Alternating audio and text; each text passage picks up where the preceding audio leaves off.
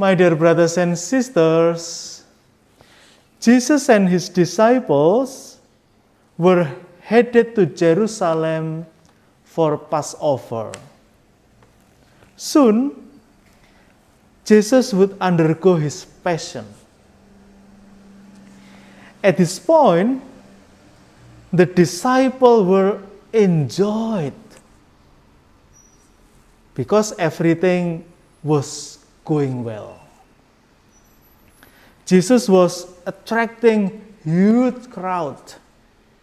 He was very popular. They believed he was the Messiah, the descendant of King David, who soon would be crowned king. They thought everything was lining up. And of course, it was lining up, but not at all as they were expecting. Jesus told them what to expect. The question is, would they listen? The same question to us, would we listen? Dear brothers and sisters, like most of the Jews of their time, the disciples believed that the Messiah would be a military leader and political king. They believed he would drive out the Romans and establish a Jewish empire in its place. They expected Jesus to be the emperor, the new Caesar, the new king.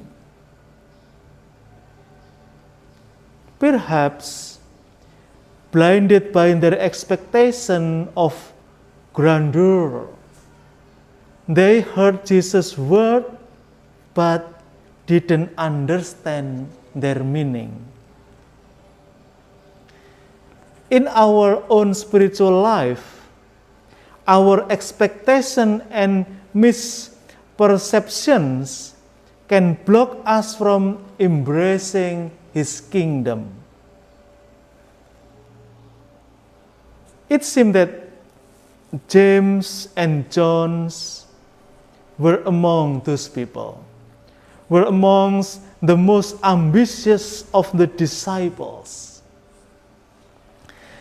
They apparently wanted the very top places in Jesus' new kingdom.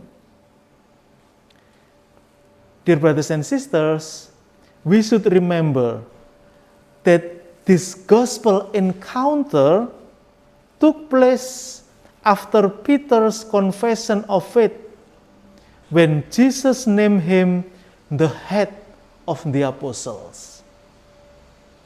Peter was already second in the coming kingdom, and all the apostles knew it.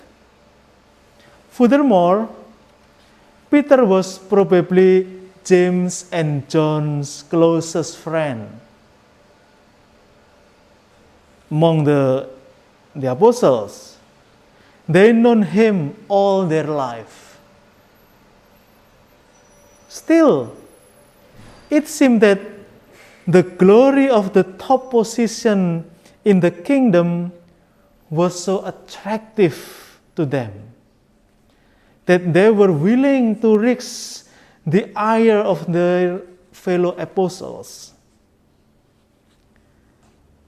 Their mom asked, but James and John must have discussed this problem, this matter with her. At this point in their journey, these two were far from being able to understand Jesus' prediction of his passion and the kind of kingdom he intended to establish. The question is, do we better than James and John to understand the meaning of Jesus' teaching, the meaning of Jesus' new kingdom, when we face difficulties, do we thought that this out of Jesus' plan, out of God's plan? So let us understand clearly that most of all, God's plan is not our plan.